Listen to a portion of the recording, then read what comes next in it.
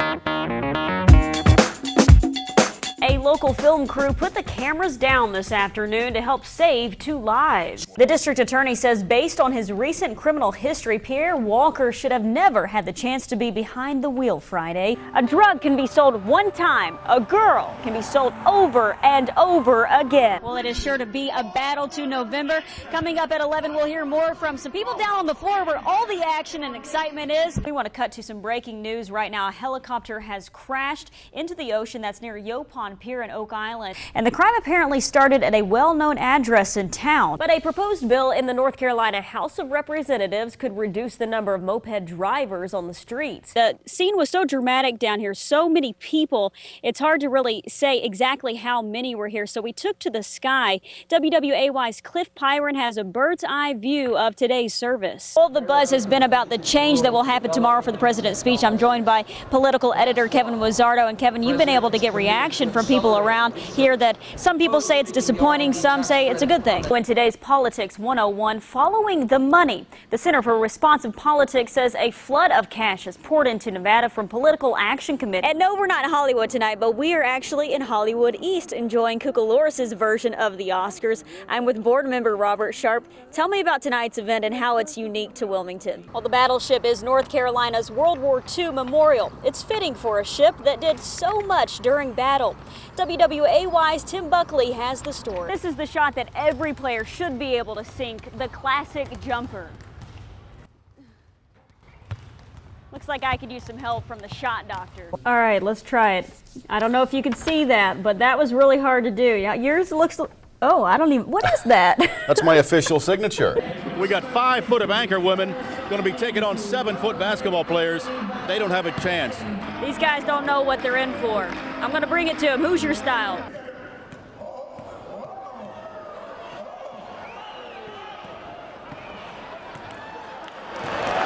A jury has convicted Dr. Conrad Murray of involuntary manslaughter in the singer's 2009 death.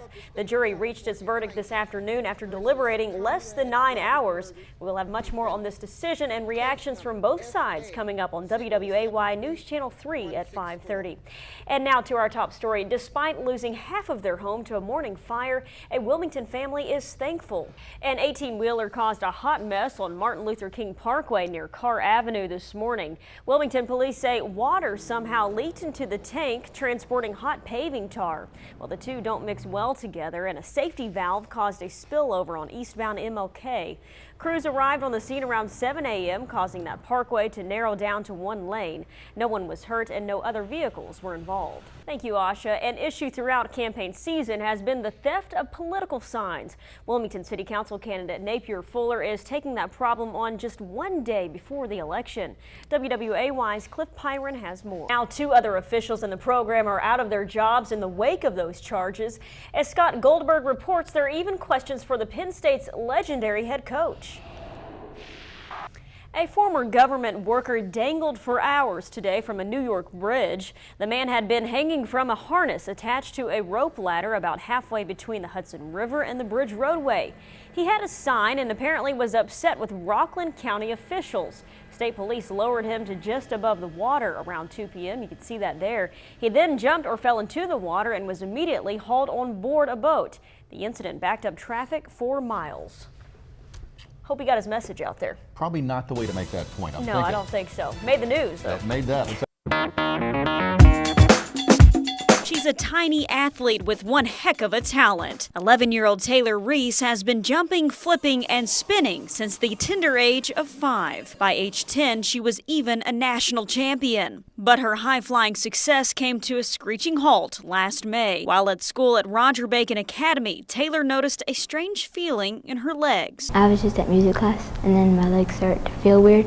Her legs started to feel heavy. By the end of the school day, when her dad Jim came to pick her up, Taylor could barely walk. Her dad rushed her to the ER and called her mom. By the time I had gotten there, her right right leg wasn't working right. Taylor's paralysis was worsening by the hour, creeping up her body. By that night, local doctors decided airlifting her to the UNC Children's Hospital in Chapel Hill was the best solution. But Taylor had to go it alone, as her parents couldn't ride along with their ailing daughter. And it was one of the hardest things her dad and I have ever done, is to watch her baby fly off and not knowing what's wrong with her. Taylor remembers feeling scared and anxious to know what had stricken her body with paralysis. After 3 days in the pediatric intensive care unit, an MRI revealed a lesion on Taylor's spine caused by what doctors diagnosed as transverse myelitis, a rare neurological disorder that can inflame the spinal cord. Her mom feared Taylor may never cheer again, but she says her daughter's faith in her recovery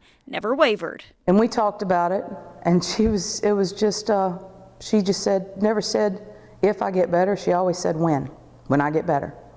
Taylor took high doses of steroids, and after spending 4 days in Chapel Hill, she moved on to rehab. Her mom, Sherry, remembers the turning point in her recovery. The day she went to the pool is her turning point, her true turning point in therapy. She felt that day she was going to be okay, because she swam like a fish. I was determined to leave rehab. Taylor kept her head up and remained hopeful to one day tumble again. Her teammates, coach, and young sister stayed by her side. And tumble again is exactly what she did. Within 3 months, Taylor went from full paralysis of her legs to practicing in the gym. She pushed herself every day. And every day, she got a little bit better. By December, Taylor was back on her all-star team, competing in the Pop Warner National Championships in Orlando, Florida. Alongside the team who cheered her on through her sickness, Taylor once again soared to becoming a national champion. From wheelchair-bound to flying high, Taylor's run-in with the rare disorder never paralyzed her spirit. If God brings you to it, He'll get you through it. Tonight, a special report captured human trafficking in the port city. It's a crime with no boundaries. Worldwide, it's a massive business. Women and even young girls trapped in lives of misery, forced to have sex with perhaps dozens of men a day. This crime, known as human trafficking, is happening right here in the port city. In our district, what we find more is a smaller local brothel type settings, where the perpetrators are vetted by the persons running the brothel. Federal investigators are working on several open cases of human trafficking. The trends that we see in our area are that the victims tend to be female. They tend to be late teens, early 20s. They tend to be found in more rural areas than in the cities. Many of the victims are immigrants promised a better life in the United States, but others are American girls.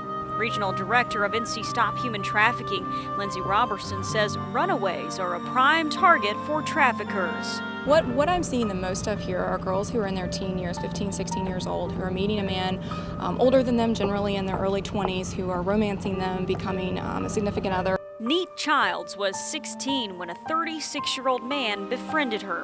He eventually began pimping her out for sex in cities along the East Coast. I felt betrayed. You know, I didn't think that could happen to me. The buyers, not exactly who you may expect. Doctors, businessmen, police officers, the people that we trust with our lives. And on the supply side, it's all about the money. According to the United Nations, human trafficking is a $32 billion business worldwide. North Carolina ranks 7th in the country for the worst states for the crime. And here in Wilmington, investigators say Interstate 40 and the state port are hot spots for trafficking, where girls can be moved in and out of the city quickly. Federal investigators say the major difference between human trafficking and drug trafficking is that it's not a consumable product. A drug can be sold one time. A girl can be sold over and over again. Its bottom line is about money, and that's why it's the fastest growing trade. Now it's surpassed, we think, gun trafficking, and it's right behind drug trafficking. Organizers of the crime are using the internet to pinpoint their next victim and to solicit customers. New York-based Backpage.com has come under fire for advertising trafficking victims under its adult services section. The crime has many layers, making it even more difficult to identify and prosecute. District Attorney Ben David says society and local law enforcement have to change their mindset. We need to change the term from she's a prostitute to she's being prostituted. In other words, from the noun to the verb.